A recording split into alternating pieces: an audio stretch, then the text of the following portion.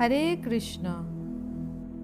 सर्वप्रथम श्रील प्रभुपाद के चरणों में मेरा कोटि कोटि नमन। श्रील प्रभुपाद अपनी पुस्तक प्रकृति के नियम के अंतर्गत कृष्ण की स्थिति अध्याय में कहते हैं, कृष्ण की शरण जाने का अर्थ है यह प्रबल विश्वास होना कि कृष्ण हमें किसी भी घातक स्थिति से बचाएंगे।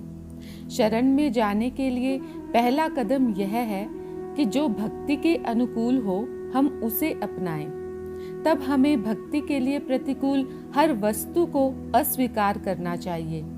अगला कदम यह विश्वास है कि कृष्ण प्रत्येक स्थिति में हमारी रक्षा एवं हमारा पालन करेंगे। वस्तुतः वे हर एक को पहले से ही संरक्षण प्रदान कर रहे हैं और हर एक का पालन कर रहे हैं।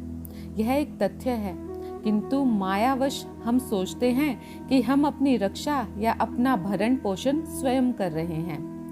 भक्तों की सुरक्षा तथा उनके निर्वाह का जिम्मा कृष्ण स्वयं ही लेते हैं और सामान्य जीवात्माओं का जिम्मा माया देवी अर्थात कृष्ण की बहिरंगा शक्ति लेती है।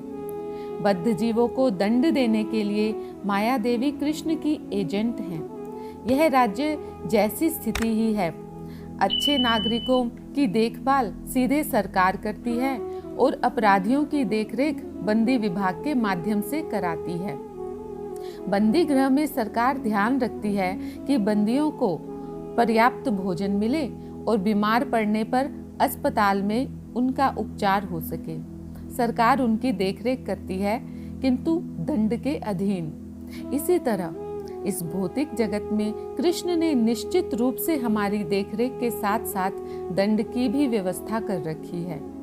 यदि आप यह पाप करोगे तो थप्पड़ लगेगा, यदि वह पाप करोगे तो ठोकर लगेगी। यह सब 3 प्रकार के क्लेशों के अंतर्गत चल रहा है।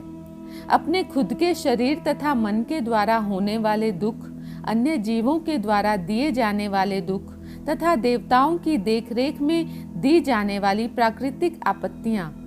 दुर्भाग्यवश हम यह न समझकर कि हम पाप कर्मों के लिए दंडित हो रहे हैं, माया के वशीभूत होकर यह सोचते हैं कि ठोकर लगना, थप्पड़ लगाया जाना तथा पीटा जाना संयोगवश है।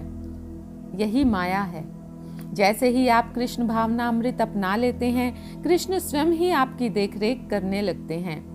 जैसे कि उन्होंने भगवत गीता के 18वें अध्याय के 66वें श्लोक में इंगित किया है, सर्वधर्मान् परित्यज्य मामेकं शरणं व्रज अहम त्वाम सर्व पापेभ्यो मोक्षयिष्यामि मा शुचः। अर्थात मैं तुम्हारी देखभाल करूंगा, मैं तुम्हें सारे पाप फलों से बचाऊंगा, तुम चिंता मत करो।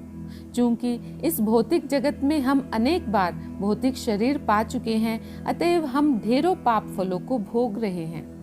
किंतु जो ही आप कृष्ण की शरण लेते हैं, वे तुरंत आपकी रखवाली करने लगते हैं और आपके समस्त पाप फलों को निर्मूल कर देते हैं।